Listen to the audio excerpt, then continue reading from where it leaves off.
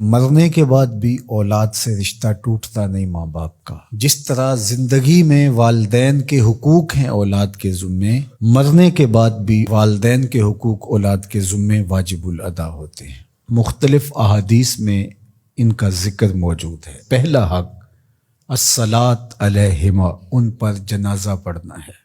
تجہیز و تکفین تدفین اس کے زمرے میں آتی ہے۔ وہ اولاد خوش نصیب ہے جو اپنے ماں باپ کا یہ حق ادا کر پاتی ہے، ورنہ ایسے بد نصیب لوگ بھی ہیں جنہیں جنازہ آتا نہیں ہوتا اور ساری زندگی لوگوں کے جنازوں میں جا کے رسم ادا کر کے آ جاتے ہیں، اور جب اپنے ماں باپ انتقال کر گئے تو یہ دھوکہ پھر ان کے ساتھ بھی انہیں کرنا ہوتا ہے۔ تو وہ کیا سوچ رہے ہوں گے کہ یہ ماں باپ کے مرنے کے بعد ان کا پہلا حق تھا جو ہم نے ادا نہیں کیا۔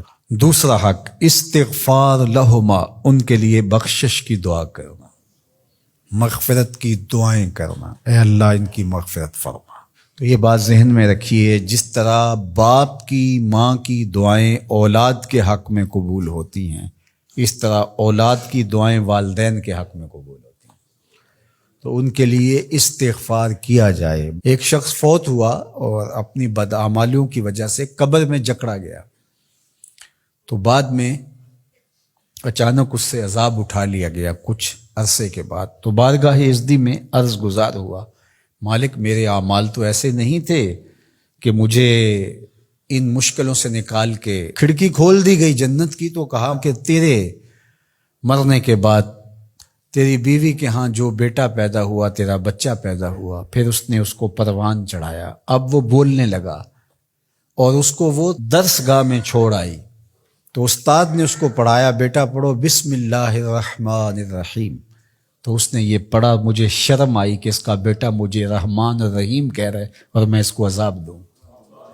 اللہ اکبر۔ اولاد نیک ہو تو اس کا فائدہ ماں باپ کو پہنچتا ہے۔ ایک حق یہ بھی ہے کہ اولاد نیک ہو، چونکہ اچھے اور برے اعمال قبر میں ماں باپ کو پیش کیے جاتے ہیں۔ اچھے ہوں تو خوش ہوتے ہیں، برے ہوں تو انہیں تکلیف پہنچتی ہے۔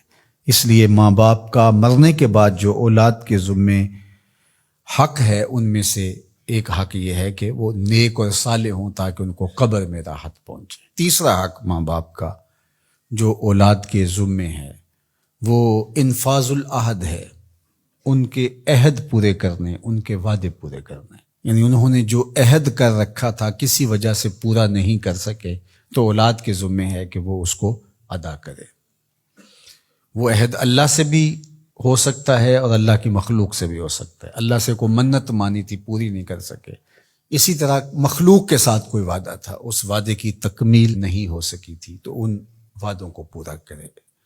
اس طرح قرض دینا تھا کسی کا اور انتقال کر گئے تو اولاد اس کو اپنی طرف سے ادا کرے۔ اس کا اگر مال ہے تو اس کے مال سے ادا کر کے اس کے بعد پھر جو ہے وہ اس کی وراثت تقسیم ہوگی، اور اگر مال نہیں بھی تھا تو پھر بھی اولاد کے ذمہ ہے کہ اپنے باپ کا قرض ادا کرے، اور یہ اگر جنازہ پڑھنے سے پہلے کر دیا جائے تو یہ سب سے اچھا اور سب سے بہتر ہے۔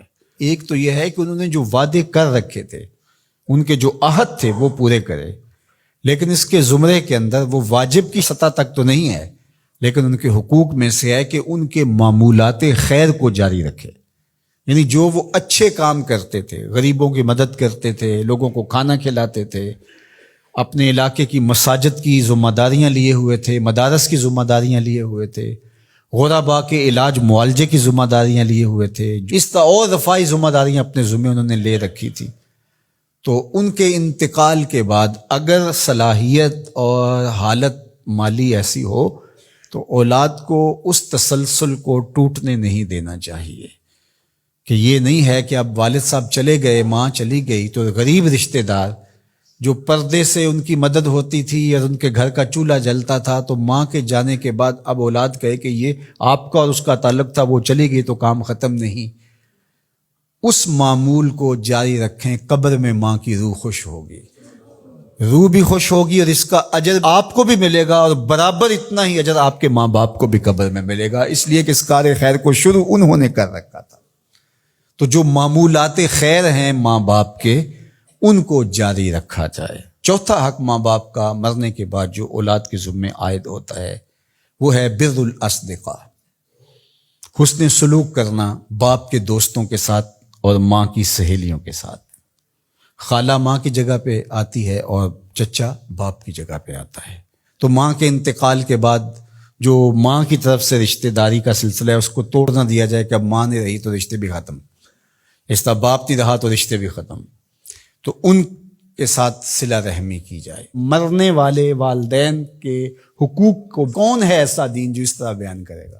آج دنیا یورپ کی بات کرتے ہیں، وہ تو زندہ ماں باپ کو اولڈ پیپلز ہوم میں چھوڑ آتے ہیں. ایک ماں 10 بچوں کو پال لیتی ہے، 10 بیٹوں کو ایک باپ پالتا ہے، پھر 10 بیٹے مل کر ایک باپ کو نہیں پال سکتے. تو خوش نصیب ہیں وہ لوگ جو اپنے ماں باپ کی خدمت کو شعار زندگی کہتے ہیں.